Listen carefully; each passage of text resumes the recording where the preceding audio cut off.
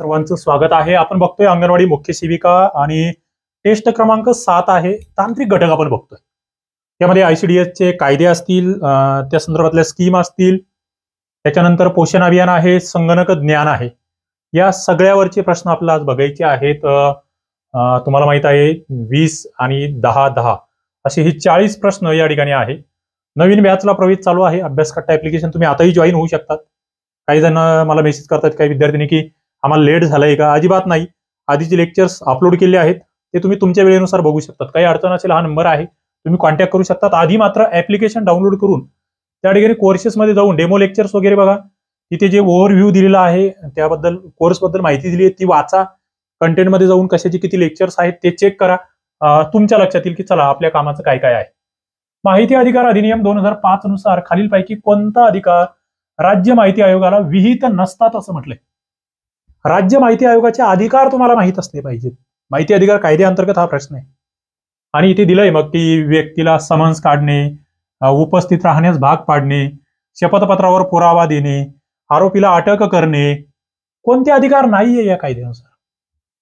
बघा, interesting. Summons काढण्याचा अधिकार आहे का? तर यस आहे. त्याला उपस्थित राहण्यास तुम्ही भाग पाडू शकतात का? यस. त्याला शपथपत्रावर पुरावा त्याचा घेऊ शकतात का? यस. त्याला अटक करण्याचा अधिकार मात्र या कायद्यात नाहीये इथे. म्हणजे तुम्हाला त्या कायद्याअंतर्गत तो अटक करण्याचा अधिकार नाहीये, हा लक्षात घेण्याचा मुद्दा आहे. महत्वाचा आहे. आणि माहिती अधिकार कायदा कशासाठी आला? तर माहिती सहजपणे उपलब्ध झाली पाहिजे, प्रशासनामध्ये पारदर्शकता आली पाहिजे, भ्रष्टाचार कमी झाला पाहिजे, त्यासाठी हा माहिती अधिकार कायदा जो आहे तो आलेला आहे. इथे आणखी पावर आहे की एखादी तक्रार असेल, त्या तक्रारीची नोंद या ठिकाणी घेतली जाऊ शकते, त्या व्यक्तीची चौकशी केली जाऊ शकते या कायद्याअंतर्गत. ओके, तो एक मुद्दा इथे महत्वाचा आहे. पुढे मी जातोय. पुढचा प्रश्न. खाजगी आयुष्य हा भारतीय राज्यघटनेच्या अनुच्छेद 21 मधील मूलभूत अधिकारांचा एक भाग आहे. बघा, खाजगी आयुष्य हा एक मूलभूत अधिकार आहे. पुढे खाजगी माहिती देणे माहिती अधिकार अधिनियम 2005च्या कलम 8 मध्ये प्रतिबंधित केलेले आहे. खाजगी माहिती म्हणजे त्याची पर्सनल माहिती आहे, त्याबद्दल या ठिकाणी काही तरतुदी तुम्हाला माहित असल्या पाहिजे. खाजगी आयुष्य जे आहे कलम 21 मध्ये काय आहे? प्रत्येक व्यक्तीला जीविताचं संरक्षण आहे, व्यक्ती स्वातंत्र्याचा अधिकार जो आहे त्या ठिकाणी कलम 21 मध्ये दिलेला असतो. आणि इथे मग तुम्हाला काय चूक काय बरोबर असं दिलेलं आहे. 42 नंबरचा प्रश्न तुमच्या समोर आहे. या ठिकाणी जर तुम्ही बघितलं तर पहिला मुद्दा हा 21 मध्ये अंतर्भूत आहे का? तर यस आहे. याच्यात अनेक अधिकार आहेत. पुढे खाजगी माहिती देण्यास प्रतिबंधित केलेला आहे कलम 8 मध्ये. यस, कलम 8 म्हणजे तो अपवाद आहे माहिती अधिकाराचा, तो आहे. इथे अ आणि ब दोन्ही बरोबर. 3 नंबरचं उत्तर या ठिकाणी आलं पाहिजे. 3 नंबरचं उत्तर आलं पाहिजे. म्हणजे परदेशी शासनाकडून एखादी विश्वासार्ह माहिती जर मिळालेली असेल तर ती माहिती सुद्धा संसदेला किंवा राज्य विधिमंडळाला देण्यास त्या ठिकाणी नकार देता येणार नाही. मात्र कोणत्याही व्यक्तीला त्या ठिकाणी तिथे देण्यासाठी नकार देता येऊ शकतो असं आपण म्हणू शकतो. म्हणजे काही सेन्सिटिव्ह माहिती असेल ना तर तिथे काही तरतुदी वेगळ्या आहेत. IPv4 अन्वये खालीलपैकी कोणता क्लास आहे जो मल्टीकास्टिंग साठी वापरला जातो? हा संगणकावरचा थोडासा प्रश्न या ठिकाणी आपल्याला दिसतोय. Class BCDE. IPv4 बघा, इंटरनेट प्रोटोकॉल व्हर्जन 4 असा त्याचा फुल फॉर्म होतो. याचा इंटरनेट प्रोटोकॉल व्हर्जन 4 असा याचा अर्थ होतोय. आणि तो मल्टीकास्टिंग साठी वापरला जातो. 43 नंबरचा प्रश्न आहे. 4 आहे ना, 4 साठी क्लास D, ABCD ते 4D तसं तुम्ही लक्षात ठेवू शकतात. हा एक कनेक्शन लेस असा प्रोटोकॉल आहे. सर्वोत्तम प्रयत्न वितरण मॉडेलवर चालणारा हा प्रोटोकॉल आहे, हेही आपल्याला माहित असलं पाहिजे. 32-20 बीट एवढा तो ऍड्रेस स्पेस त्या ठिकाणी वापरतो, तेही माहित असावं. पुढे OSI मॉडेल संरचना जी आहे याच्यामध्ये कोणता लेअर समाविष्ट नाही? संगणका संदर्भातला प्रश्न. Physical layer, internet layer, network layer, transport layer. मी याच्यात ना या टेस्टमध्ये तुमचे ऍक्ट्स असेल, पोषण अभियान असेल, सगळं मिक्सिंग केलंय. हे जे 40 प्रश्न आहे ना त्याच्यामध्ये थोडंसं मिक्सिंग मी केलेलं आहे, मागे पुढे केलेले आहेत प्रश्न. 44 नंबरचा हा प्रश्न आहे. OSI म्हणजे काय? Open system interconnection model. OSI चा फुल फॉर्म लक्षात राहू द्या. ओपन लिहून घ्या, open system interconnection model, OSI model संरचना जी आहे याच्यामध्ये कोणता लेअर समाविष्ट नाही असं म्हटलेलं आहे तुम्हाला. आणि इथे जर बघितलं यामध्ये फिजिकल लेअर असतो, यामध्ये नेटवर्क लेअर असतो, यामध्ये ट्रान्सपोर्ट लेअर सुद्धा असतो. इथे इंटरनेट लेअर नसतो. कोणता इंटरनेट लेअर जो आहे का तो याच्यामध्ये नसतो, लक्षात ठेवा. पुढे मी जातोय. दिल्लीच्या मल्टी मोडल ट्रान्सपोर्ट सिस्टीमने, ज्याला DIMTS असं म्हणतोय आपण, ओके, तिने महिलांच्या सुरक्षिततेसाठी मोबाईल फोनवर वापरता येणारे एक सुरक्षा साधन तयार केलं आहे. दिल्लीची ती संस्था होती tell in danger help me track me. बघा, महिला संदर्भात आपण बघतोय आपली पोस्टच महिला संदर्भातली आहे, त्याच्यामुळे अशा प्रश्नांवर तुम्हाला इथून पुढे म्हणजे फोकस राहू शकतो.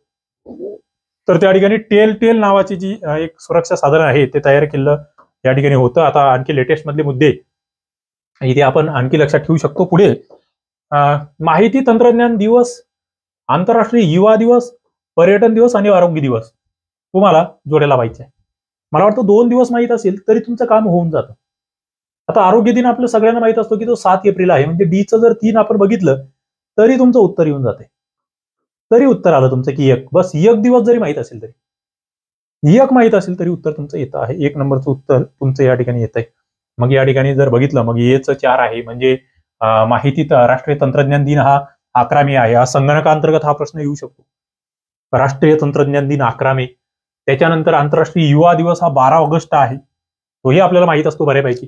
पर्यटन दिवस हा 27 सप्टेंबर आहे, लक्षात ठेवा सगळे मुद्दे. आणि प्रश्न क्वालिटीच्या एकच कट्टा, अभ्यास कट्टा लक्षात ठेवायचा. अभ्यास कट्टा ऍप्लिकेशन डाउनलोडच करून घ्यायचं. तुम्हाला जर महिला बालविकास मधली मुख्य सेविकेची पोस्ट किंवा इतर परीक्षा अधिकारी वगैरे त्या पोस्ट काढायची असेल ना तर बेस्ट ऍप्लिकेशन तुमच्यासाठी आहे. सगळं स्टडी मटेरियल आपण देतोय, तांत्रिकचं खूप सारं मटेरियल या ठिकाणी तुम्हाला, टेस्ट पेपर्स अवेलेबल आहेत, नोट्स अवेलेबल आहे, सगळ्यांचे कोर्सेस त्या ठिकाणी आहेत. भारतातील सर्वाधिक बालकामगार या राज्यामध्ये असून सर्वात कमी कोणत्या राज्यात आहे? ओडिसा, महाराष्ट्र, गुजरात, आंध्र, केरळ. सर्वात जास्त बालकामगार. आता खरं जर बघितलं हा डाटा बदलत जातो, हा कधीचा डाटा आहे असा प्रश्न मी टाकला नाही, पण एक जनरल अंदाज तुम्हाला लेटेस्ट मधले सर्वे वगैरे ते बघत गेलात तर लक्षात येईल. बालकामगार जे आहे ते सर्वात जास्त आंध्रमध्ये आणि सर्वात कमी केरळमध्ये. आता याची लेटेस्ट थोडीशी आणखी आपण चालू घडामोडीच्या लेक्चरमध्ये कव्हर करतोय. आणखी काही आपल्यावरी बालकांसंदर्भातली, महिलांसंदर्भातली काही रिपोर्ट्स ते आपलं वाचून जावे लागणार आहेत ही परीक्षा देण्यापूर्वी. तुम्ही स्वतः सुद्धा चेक करू शकतात महिलांसंदर्भातले जे काही गुन्हे आहेत, बालकांसंदर्भातले गुन्हे आहेत, त्या संदर्भातले रिपोर्ट्स आहेत ते आपण परीक्षेपूर्वी वाचले पाहिजे. 2011-12 हे वर्ष पर्यटन वर्ष म्हणून साजरे करताना महाराष्ट्र सरकार कोणतं घोषवाक्य वापरते? थोडंसं पर्यटन, महिला, बालविकास एकमेकाशी निगडीत घटक आहेत असं आपल्याला म्हणता येईल. आता लेटेस्ट मध्ये तुम्हाला आणखी याच्या आधारित वेगवेगळे प्रश्न इथे लक्षात घ्यावे लागणार आहेत. 27 ऑक्टोबर हा जागतिक पर्यटन दिन त्या ठिकाणी असतो, तेही आपल्याला माहित असलं पाहिजे. आणि असीम महाराष्ट्र हे त्यावेळेचं घोषवाक्य होतं. जगातले लोहमार्ग, लांब बोगदे या संदर्भात जोड्या. बघा, कोणता बोगदा कोणत्या देशामध्ये आहे असा प्रश्न आहे. जागतिक थोडासा याच्यावरचा हा प्रश्न तुमच्या समोर आहे. थोडंसं करंट आणि याचा जीकेचा या ठिकाणी संदर्भ आपण म्हणूया. शैकान, Spain, Channel, France, Seoul, subway, Madrid, metro. आता हा प्रश्न तुम्हाला नेमका याचा काय रेफरन्स? तर हा महिला बाल कल्याणच्या एका मागच्या परीक्षेला आलेला आहे, म्हणून मी हा टाकलाय, मुद्दाम टाकला. की म्हणजे आपल्याला काय वाटतं, अरे महिला बाल कल्याणचं आपण करतो, इथे जर जगाच्या भूगोलाचा काही संबंध वाटत नाहीये. मान्य जीके मध्ये जाऊ शकतो हा प्रश्न, पण हा आलेला आहे महिला बालविकासच्या भरतीला, म्हणून मी घेतलेला आहे. थोडंसं मिक्सिंग आहे पण लक्ष द्यावं लागेल तुम्हाला. बघा, उत्तरं या ठिकाणी देता आली पाहिजे. तिथे जर बघितलं तुम्ही, तुम्हाला उत्तरं सांगतो. चॅनल हा जो बोगदा आहे तो जपान मधला बोगदा आहे. शैकान हा जपान मधला बोगदा आहे, शैकान. चॅनल हा स्पेन मधला बोगदा आहे. सेऊल, सबवे हा दक्षिण कोरियातला बोगदा आहे. आणि माद्रिद हा फ्रान्स मधला बोगदा आहे. तर हे बोगदे तुम्हाला माहित असले पाहिजे. जागतिक भूगोलावर सुद्धा तुम्हाला काही प्रश्न आलेले आहेत याआधी, त्यासाठी मी हे टाकलंय. पुढे थोडासा करंट बेस हा प्रश्न आहे की युनेस्कोने जागतिक वारसा म्हणून मान्यता दिलेल्या पश्चिम घाटातील 39 स्थळांपैकी सर्वाधिक स्थळ हे केरळमध्ये आहे आणि सर्वात कमी स्थळ ही महाराष्ट्रात आहे. महाराष्ट्रामधलं कोयना, चांदोली, राधानगरी, कास पठार ही 4 ठिकाणं या यादीमध्ये आहेत. जागतिक वारसा स्थळ काय बरोबर आहे, काय चुकीचं आहे? 50 नंबरचा प्रश्न. जागतिक वारसा स्थळ युनेस्को नावाची ती संस्था 1945 ला स्थापन झालेली युनेस्को, हे तुम्हाला माहित असलं पाहिजे. 1945 महत्वाची संस्था आहे, तिचं मुख्यालय पॅरिस या ठिकाणी आहे. आणि एक युनोची संस्था आहे, युनोची एक संस्था आहे, तेही माहीत असलं पाहिजे. संस्थापक राष्ट्रामध्ये भारत या ठिकाणी आहे, तेही आपल्याला माहीत असावं. आणि सर्वाधिक स्थळं ही केरळमध्ये आहे, सर्वात कमी महाराष्ट्रात आहे. हा मुद्दा या ठिकाणी बरोबर आहे. कोयना असेल, चांदोली असेल, राधानगरी आणि कास पठार हे यामध्ये समाविष्ट होतात. पुढे 2009 मध्ये भारतीय अंतराळ संशोधन संस्था इस्रो भुवन नावाची प्रणाली आणते आहे. बघा बरं का, भुवन 2009 इस्रो. जमीन, पाण्याचे स्रोत इत्यादी विषयाची माहिती या प्रणालीमध्ये 2D आणि ग्रीडी स्वरूपात अवेलेबल आहे. 2D म्हणजे ती 2D 2 डायमेन्शन आणि इथे 3D, सॉरी इथे 3D असणार आहे. या प्रणालीचा रस्ता मार्गदर्शक म्हणून उपयोग करता येतो असंही म्हटले. भुवन नावाची प्रणाली, हा थोडासा करंट बेस प्रश्न आहे. 51 नंबरचा उत्तर तुम्हाला देता आलं पाहिजे. किती जण देतायत उत्तर बघा. या ठिकाणी भुवन ही 2009 मध्ये इस्रोने आणलेली प्रणाली होती. अगदी बरोबर आहे. 2D 3D सगळं दिसणार, म्हणजे जे आपण मॅप्स म्हणतो ना सध्याची, त्याच्यामध्ये याचा वापर आहे. पुढे रस्ता, तुमचा जे गुगल मॅप तुम्ही वापरताय तिथे याचा वापर फार महत्वाचा आहे. ABC या ठिकाणी बरोबर आहे. पुढे खालील विवरणावरून व्यक्ती ओळखा. बघा या ठिकाणी जर तुम्ही बघितलं तर तुमच्या लक्षात येईल, थोडासा करंट जीकेशी संबंधित हा प्रश्न आहे. विज्ञाननिष्ठ समाजसुधारक म्हणून आम्ही यांना ओळखतोय. बघा, त्यांना शिव छत्रपती क्रीडा पुरस्काराने सन्मानित करण्यात आलं होतं. सामाजिक कृतज्ञता निधी जे आहे त्याचे ते संस्थापक होते. साधना साप्ताहिकाचे ते संपादक होते आणि अंधश्रद्धा निर्मूलनासाठी त्यांनी आपलं कार्य वेचलं. Doctor Devdatta Dabholkar, doctor Narendra Dabholkar, doctor Shyam Manav, doctor Dattaprasad Dabholkar. महत्वाचं आहे आणि थोडासा करंट बेस हा प्रश्न या ठिकाणी तुम्हाला थोडेसे मिक्सिंग केले तांत्रिकमध्ये काही प्रश्न, पण तुम्हाला माहीत असले पाहिजे. डॉक्टर नरेंद्र दाभोळकर यांची पुस्तकं तुम्ही कधीतरी वेळ भेटला तर नक्की वाचा. तुमच्या जीवनामध्ये खूप मोठा बदल होईल. म्हणजे मी वाचले वैयक्तिक आणि मला खूप जास्त त्या ठिकाणी त्याचा माझ्या जीवनावर तरी परिणाम झालाय. अंधश्रद्धेपासून मी बराचसा दूर गेलो त्यामुळे, नाहीतर मग बरंच होतं. काही मांजर आडवी गेली तर काय होतं. 2011ची जनगणना बघा, ही जनगणना अजूनही हीच आहे. भारतातलं शहरीकरण 31.16% आहे का? पुढे गोवा राज्यातलं निम्म्यापेक्षा जास्त लोक शहरामध्ये राहतात का? मिझोराम हे शहरी लोकसंख्या जास्त असलेल्या देशातलं दुसऱ्या क्रमांकाचं राज्य आहे का? शहराच्या संदर्भात महाराष्ट्राचा संपूर्ण देशामध्ये पहिला क्रमांक लागतो का शहरीकरणासंदर्भात? लोकसंख्येवरचा प्रश्न आहे. जीकेचा हा प्रश्न या ठिकाणी आहे. बघूया आपण थोडस तांत्रिकमध्ये काही जीकेचे प्रश्न मिक्स झाले, काही हरकत नाही. तुम्हाला जीकेला फायदा होईल. काय बरोबर वाटते तुम्हाला? 11ची जनगणना अजूनही तुम्हाला प्रश्न येणार, मी आत्ताच सांगतोय. अजूनही तुम्हाला प्रश्न येणार. पहिला मुद्दा इथे भारतामध्ये शहरीकरण 31% आहे का? यस, म्हणजे ग्रामीण भागामध्ये 70% लोक राहतात. बरोबर आहे. गोवा राज्य असं आहे जिथे 50% पेक्षा जास्त शहरीकरण आहे. बघा बरं का, इंटरेस्टिंग आहे. बरोबर आहे ते सुद्धा. मिझोराम शहरी लोकसंख्या असलेलं देशातलं दुसऱ्या क्रमांकाचं राज्य आहे. अगदी बरोबर. आणि शहरीकरणामध्ये महाराष्ट्र 1 नंबरवर आहे का? इथे मात्र घोळ होतोय. मग पहिल्या क्रमांकावरचं शहरीकरणाचं राज्य कोणतं हे तुम्हाला माहित असलं पाहिजे. आमची जनगणना, आमचे भविष्य असं ब्रीद 2011च्या जनगणनेचं होतं, जी 15वी जनगणना होती. ते आपल्याला माहित असलं पाहिजे. सर्वाधिक लोकसंख्या युपीची होती, सिक्कीमची सर्वात कमी लोकसंख्या होती, तेही माहीत असावं. तेव्हा 28 राज्य आणि 7 केंद्रशासित प्रदेश होते, हेही आपल्याला माहीत असावं. ओके, इंटरेस्टिंग आहे, महत्वाचं आहे. उत्तर तुम्हाला देता आली पाहिजेत. मी पुढे जातोय. मुलांच्या विकासाच्या सामान्य तत्वामध्ये खालील कोणत्या तत्वाचा समावेश होतो? बघा, मुलांचा विकास, आता हा थोडासा तांत्रिकचा आपला मूळ प्रश्न. विकासाचा समान क्रम आणि आकृतीबंध असतो. समान क्रम म्हणलंय 5 वर्षावरील मुलांचा विकास हा पूर्ण होतो. विकासाची गती एकसारखी असते. विकासाचे पूर्वकथन करता येते. काय बरोबर वाटते तुम्हाला? मुलांचा जो विकास होतो ना, त्याची तत्व या ठिकाणी तुम्हाला माहित असावी. प्रश्न इंटरेस्टिंग आहे, उत्तर तुम्हाला देता आलं पाहिजे. चला, काय तुमचं उत्तर काय येतंय? बघा, विकासाचा क्रम एक समान क्रम असतो, समान आकृतीबंध असतो, हे विधान बरोबर आहे. एक सारखेपणा आपल्याला जाणवतो विकासामध्ये, की अशा पद्धतीने विकास होत जाणार आहे. ओके, तो मुद्दा इथे महत्वाचा आहे. आता दुसरं जे आहे की 5 वर्षापर्यंत विकास पूर्ण होतो का? अजिबात नाही. हा विकास सातत्याने चालू असणार आहे. विकासाची गती एकसारखी असते का? हेही तुम्हाला माहिती आहे की हे चुकतंय. हा, पूर्वकथन करता येऊ शकते. चला बाबा, या वयामध्ये असा विकास होऊ शकतो, त्या वयात तसा होऊ शकतो. म्हणजे या ठिकाणी ए आणि डी जे आहे ना, हे बरोबर आहे. ए आणि डी बरोबर आहे. विकासासंदर्भात आता विकासामध्ये व्यक्ती भिन्नता आहे. आणखी एक मुद्दा, तुम्हाला वैशिष्ट्य जर विचारलं विकासाचं, सामान्याकडून विशिष्टाकडे विकास त्या ठिकाणी होत असतो. विकासाची गती भिन्न असते, त्याचं पूर्वकथन चालतं, त्याची प्रक्रिया ही सतत चालणारी प्रक्रिया आहे. इथे एक मुद्दा लक्षात घ्या, ही सातत्याने विकास हा घडत असतो. त्याचा क्रम आणि आकृतीबंध मात्र जो आहे तो निश्चित आहे. पुढे मुलांमध्ये देण्यात येणाऱ्या लसी आणि त्यांचं वेळापत्रक, महिने आणि लस यांची जुळणी करा. फार महत्वाचा मुद्दा आहे आपल्या परीक्षेसाठी. तांत्रिकचा एक बेसिक मुद्दा. थोडेसे वेगळे प्रश्न या टेस्ट पेपरमध्ये मी घेतलेले आहेत. थोडे हटके प्रश्न तुम्हाला वाटतील, पण ते करावे लागतील. लसीकरण बघा, 15 ते 18 महिन्यामध्ये कोणती लस द्यावी, 18 ते 24 मध्ये कोणती द्यावी, 9 महिने पूर्ण झाली कोणती द्यावी, 1 महिन्यानंतर कोणती द्यावी. 56 नंबरचा प्रश्न तुमच्या समोर आहे, उत्तर तुम्हाला द्यायचं आहे. चला, हे सॉरी 55 नंबरचा प्रश्न आहे तुमच्या समोर. 55 56 काय 56 नंबरचं उत्तर तुम्हाला द्यायचं आहे. बघा, कोणती लस केव्हा द्यायची. 15 ते 18 महिने जे ना, इथे MMR नावाची लस या ठिकाणी दिली जाते. 18 ते 24 महिन्यामध्ये या कालावधीमध्ये त्रिगुणी आणि पोलिओची लस दिली गेली पाहिजे. 9 महिने पूर्ण झाले गोवरची लस, आणि 1 महिन्यानंतर BCGची लस या ठिकाणी द्यायची आहे. 1 नंबरचं उत्तर इथे आलं पाहिजे. लसीकरण अत्यंत महत्वाचं आहे. ओके, आणि लसीकरण कोणत्या कालावधीत कोणत्या लसी दिल्या जातात याचे तक्ते, त्यावर मी लेक्चर घेतलेलं आहे.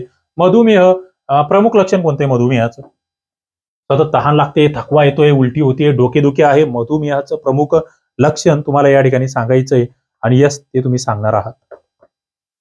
मधुमेहाचं प्रमुख लक्षण आहे सतत तहान लागणे, फार महत्वाचं लक्षण आहे. शाळेत जाणाऱ्या मुलांसाठी शालेय उपहार कार्यक्रम मद्रास येथे सुरू झाला. बघा, हे जे मध्यान्ह भोजन आहे, पोषण अभियान आहे आजचं, याचं एकदम हे कुठे मूळ कुठे आहे, तर या मद्रासचं हे शालेय उपहार कार्यक्रमात आहे पोषण अभियानाचं मूळ. हा प्रश्न तुमच्यासाठी आहे, महत्वाचा आहे. उत्तर तुम्ही देणार आहे. कधी सुरू होतोय? 1925 ला मद्रासमध्ये हा कार्यक्रम सुरू झाला होता. मद्रास महापालिका होती, तिने हा कार्यक्रम सुरू केला होता. पुढे मग 1980च्या दशकामध्ये तो पांडिचेरी, तामिळनाडू वगैरे त्या राज्यांमध्ये गेला, आणि पुढे मग इतर ठिकाणी त्याचा प्रसार झाला. त्यानंतर आपण जातोय मुलांच्या शारीरिक विकासापैकी किती टक्के विकास हा पहिल्या 5 ते 6 वर्षात होतो. मी तुमची बेसिकचे लेक्चर घेतली, ती पाहिली असेल ना, तर मग हे प्रश्न तुमचे चुकत नाही.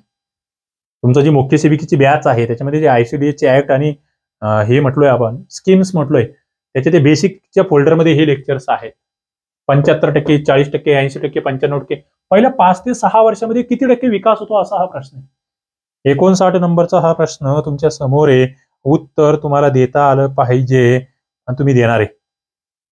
पहिल्या 5 वर्षामध्ये 5 ते 6 वर्षामध्ये 40% विकास जवळपास मुलांचा या ठिकाणी झालेला असतो. किती? 40% विकास या ठिकाणी झालेला असतो. पुढे एकात्मिक बालविकास सेवा योजना जी आहे याच्यामध्ये लाभार्थी आणि सेवा यांचा क्रम लावा म्हटलं. कोणत्या लाभार्थ्यांना कोणती सेवा, म्हणजे 15 ते 45 वयोगटामधल्यांसाठी काय आपण या ठिकाणी कार्यक्रम राबवतो, गर्भवती मातांसाठी काय, स्तनदा मातांसाठी काय, 1 वर्षाखालील मुलं आहेत त्यांच्यासाठी काय. 60 नंबरचा प्रश्न आहे, उत्तर तुम्ही देणार आहे. बघा, या ठिकाणी जर बघितलं, गर्भवती माता म्हटल्यावर आम्हाला लगेच लक्षात येतं की यांना आहार चांगला द्यावा लागेल, आरोग्य शिक्षण द्यावं लागेल, गर्भवती आहेत त्या. पुढे 15 ते 45 वयोगट जो आहे यांना टिटॅनसची लस या ठिकाणी देणं गरजेचे आहे.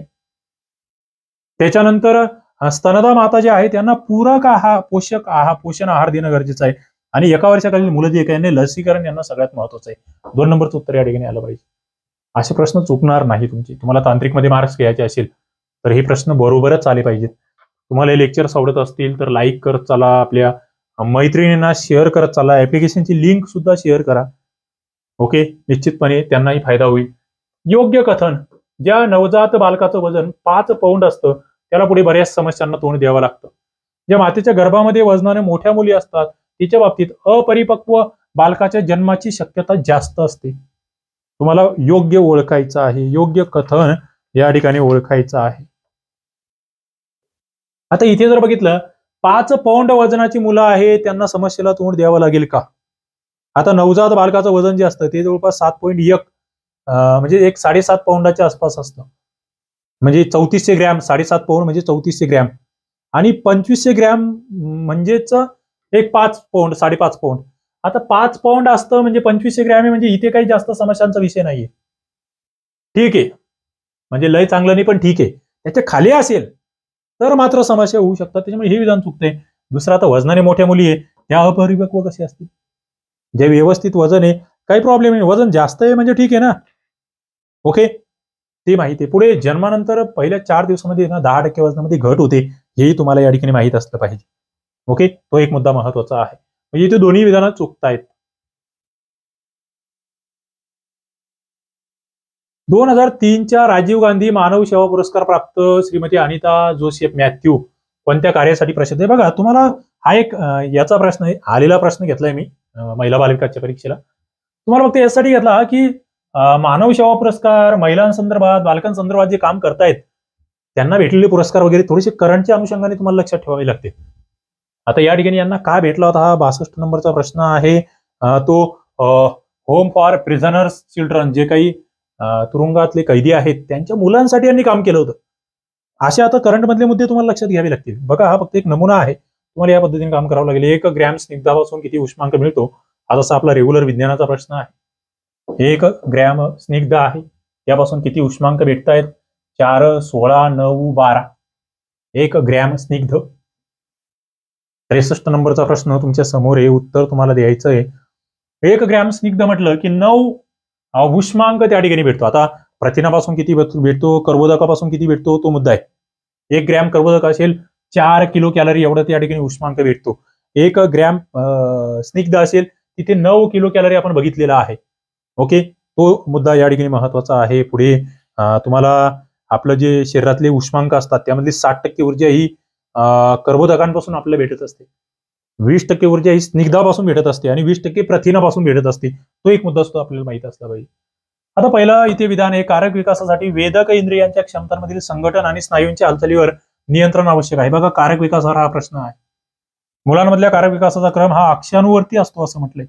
काय बरोबर आहे? कारक विकास, मी कारक विकास, बोधात्मक विकास, भावनिक विकास, भाषा विकास यावर बेसिकचे लेक्चर घेतले.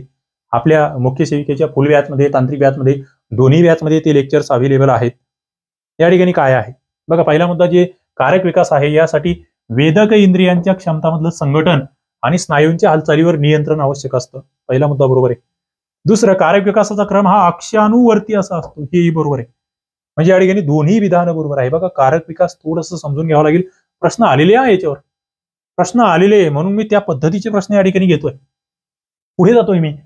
जीवनसत्व क च्या अभावामुळे ॲनोरेक्झिया हा रोग होतोय. बघा, क चा अभाव आहे, ॲनोरेक्झिया नावाचा रोग होतोय. क च्या अभावामुळे मुलामध्ये रोज 20 ते 40 mg लोह, मिलीग्रॅम लोह आवश्यक असतं. बघा, इंटरेस्टिंग आहे. जे पोषक हे म्हणतो आपण, घटक म्हणतो, त्या संदर्भातला हा प्रश्न आहे. 65 नंबरचा प्रश्न तुमच्या समोर आहे, उत्तर तुम्हाला देता आलं पाहिजे. पहिला मुद्दा, क च्या अभावी काय होतो आम्हाला माहिती आहे की स्कर्वी होतो, त्याच्यामुळे पहिलं विधान तर चुकलं. स्कर्वी, क च्या अभावामुळे स्कर्वी होतो, ते तुम्हाला माहित असलं पाहिजे. ते ॲनोरेक्झिया जो आहे तो रोग नाहीये, ती एक डिसऑर्डर आहे. म्हणजे भूक कमी लागतं, वजन कमी होतं, त्याला ॲनोरेक्झिया म्हणतात. तो शब्द वेगळा आहे. आता क जीवनसत्वाबद्दल विचारलंय, ॲस्कॉर्बिक ऍसिड त्याच्यामध्ये असतं, ते माहित असलं पाहिजे. रोग प्रतिकारक क्षमता वाढवण्यासाठी क जीवनसत्व महत्वाचं असतं, ते माहित असावं. आता क मिळतं कशातून? लिंबूवर्गीय फळं जे आहे, लिंबू, संत्री, मोसंबी वगैरे, याच्यामधून क जीवनसत्व मिळतं, ते आपल्याला माहित असलं पाहिजे. ओके, इंटरेस्टिंग आहे, महत्वाचं आहे रोग प्रतिकारक शक्तीसाठी. आता दुसरं, रोज लोह जे मुलामध्ये 20 ते 40 mg आवश्यक असतं, हे बरोबर आहे. म्हणजे अ चुकीचं आणि ब बरोबर आहे. इंदिरा गांधी मातृत्व सहयोग योजना जी आहे याच्या अंतर्गत किती गर्भवती आणि दुग्ध सर्जित मातांनी लाभ घेतला? आता हा आकडेवारी संदर्भातला प्रश्न आहे. हा फक्त एक तुम्हाला दिशा देण्यासाठी प्रश्न आहे. आता इथे नवीन लेटेस्ट मधले आकडे आपल्याला या ठिकाणी लागू होतील असं मी म्हणतोय. त्यावेळेस 12.5 लाख महिलांनी हा लाभ घेतला होता. आता हिला म्हणजे इंदिरा गांधी मातृत्व सहयोग योजना जी आहे ही विचारली गेली आहे, खरा हा प्रश्न आलेला आहे. हिला आता नवीन नाव जे आहे, तुम्हाला याचं जर नाव विचारलं तर सध्या हिला आपण प्रधानमंत्री मातृवंदना योजना असं म्हणतो. तुम्ही आता जर लेटेस्ट मध्ये अभ्यास करताय तर प्रधानमंत्री मातृवंदना जी आहे ही योजना तुम्हाला सध्या करून ठेवावी लागणार आहे. त्याच्यामध्ये मग लाभ किती घेताय, त्याचे निकष काय आहेत, काय नाही, सगळ्या गोष्टी. कारण माता मृत्यूमध्ये भारताचा वाटा त्यावेळेस जगामध्ये 17% होता. त्या अनुषंगाने ही योजना सुरू केली होती. पुढे, घटसर्प, धनुर्वात, डांग्या खोकला यासाठी कोणती प्रतिबंधक लस आहे? या तिघांची लस जी आहे ती कशी दिली जाते असा प्रश्न. तोंडा वाटे, इंजेक्शन वाटे, गोळी देऊन, सिरप देऊन. घटसर्प, धनुर्वात, डांग्या खोकला. प्रतिबंधक लस जी आहे ती कशी दिली जाते? 67 नंबरचा प्रश्न तुमच्या समोर आहे. तर ही इंजेक्शन वाटे दिली जाणारी लस आहे.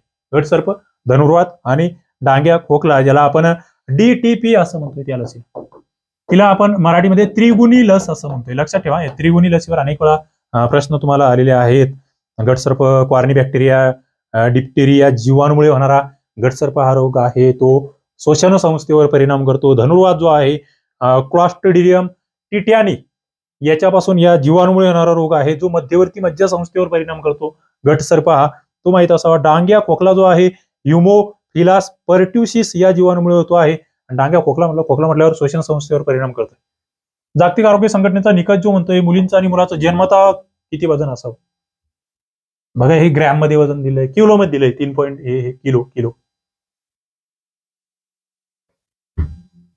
68 नंबरचा प्रश्न आहे. एक आदर्श वजन किती असावं, असा हा प्रश्न आहे. उत्तर तुम्हाला देता आलं पाहिजे.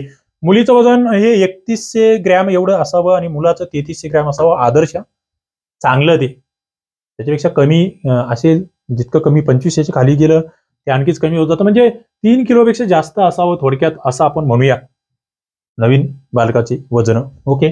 पुढे, अर्भक अवस्थेतील मृत्यूला कारणीभूत असलेल्या आजारापैकी प्रमुख आजार कोणता. अर्भक अवस्थेतील मृत्यूला कारणीभूत प्रमुख आजार, गटसर्प, कावीळ, डायरिया, रात, आंधळेपणा. अर्भक अवस्थेतील मृत्यूला कारणीभूत. 69 नंबरचा प्रश्न तुमच्या समोर आहे. आता अर्भक अवस्था एकदम लहान बाळ आहे, सगळ्यात जास्त मृत्यू जे होत आहेत ना, ते डायरियामुळे होत आहेत, जुलाब लागल्यामुळे होत आहेत. आणि मला वाटतं हे माहीत असावं, फार महत्वाचं आहे. डायरिया, आतड्याच्या आत अधिक प्रमाणात द्रव जमा होण्याने जो अतिसार होतोय, त्याला अतिसार असंही म्हटलं जातं. ओके.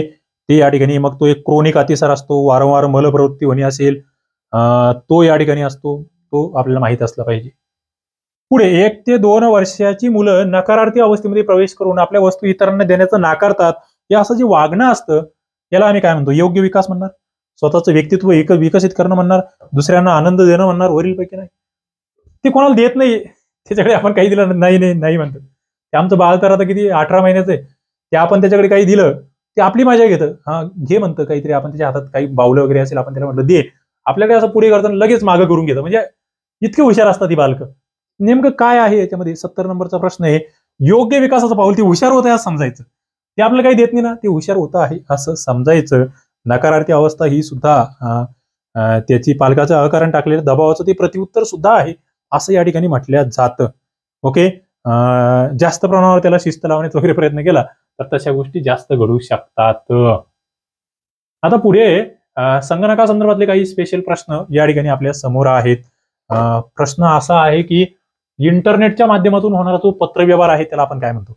मला वाटतं सगळ्यांना या ठिकाणी या प्रश्नाचं उत्तर देता येणार आहे आणि निश्चितपणे तुम्ही ते देणार आहात. इंटरनेटच्या माध्यमातून पत्र पाठवतोय आपण. आधी कसे पोस्टाने पाठवायचे, कोणामार्फत तरी द्यायचे. आता मात्र इंटरनेटच्या माध्यमातून हे पत्र पाठवले जात आहेत, त्याला तुम्ही काय म्हणणार आहात. बघा, इंटरेस्टिंग असा हा प्रश्न आहे. त्याला आम्ही टेलिफोन म्हणणार, फॅक्स म्हणणार, झेरॉक्स म्हणणार, उपग्रह म्हणणार, sorry, e learning, email, e commerce, E school, काय म्हणणार त्याला आम्ही. ईमेल म्हणणार. काय म्हणणार त्याला, ईमेल म्हणणार. सरळ सरळ आहे, कोणाचं चुकायचा विषय नाहीये. त्याला आम्ही ईमेल असं म्हणणार आहोत. ओके.